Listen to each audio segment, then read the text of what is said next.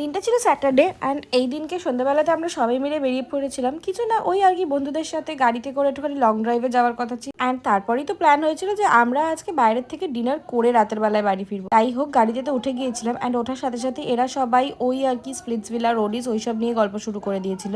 আমরা আর কি চলে এসেছিলাম যে নিউ টাউনের এই যে ভাইরাল যে একটা জায়গা হয়েছে এখন রিসেন্ট মালঞ্চর অপোজিটে, সেই জায়গাটায় চলে এসেছিলাম। একটু আলোতে যাই। ও সরি, এই দাঁড়া। যাই হোক তারপরে তো অনেকক্ষণ সময় কাটিয়ে একটুখানি আমরা পাপড়ি চাটও খেয়ে নিয়েছিলাম অ্যান্ড তারপর একটুখানি ছবি তোলার চেষ্টা করছিলাম ওই আর কি যতটুকুই আলোটাতে আসে কিনা সেইটুকুই মিলে। হাই গাইস, আবার আমার বেস্ট ফ্রেন্ড এখন ভিডিও করছে। এই ভিডিওগুলো কোথায় দেব ভিডিওগুলো আমি।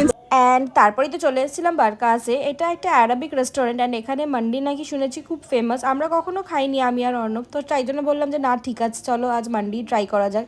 এনিওয়েজ তারপরে তো আমরা যে মান্ডিটা অর্ডার করে দিয়েছিলাম সেটা হলো গিয়ে আসলে পরে তোমাদেরকে দেখাচ্ছি। ততক্ষণ বসে আমরা অনেকক্ষণ ধরে গল্প করছিলাম অ্যান্ড গরমের মধ্যে বেশ এসিতে বসে ভালোই লাগছিলো। তখন প্রায় ওই 10:30 11টা মতন বাজে যখন আমরা গেছিলাম।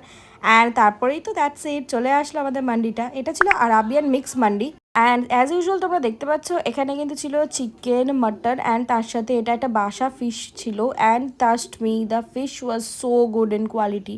আমরা একটা মান্ডির প্রাইস নিয়েছিল প্রায় 2500 সামথিং, মানে চারজনের ওই 700 ইচ করে পড়েছিল, বাট প্রচণ্ড ভালো খেতে ছিল। যাই হোক এখানে না ব্যাকগ্রাউন্ডে অনেক গান বাজছিল তাই জন্য কপিরাইট যাতে না চলে আসে, বাট আমরা এইটাই আমি এখানে বলছিলাম যে কখন খাবো কারণ দেখতে এতটাই অ্যান্ড এর সাথে তো নিয়ে নিয়েছিলাম কুনাফা। ট্রাস্ট মি এটাও ভীষণ টেস্টি ছিল।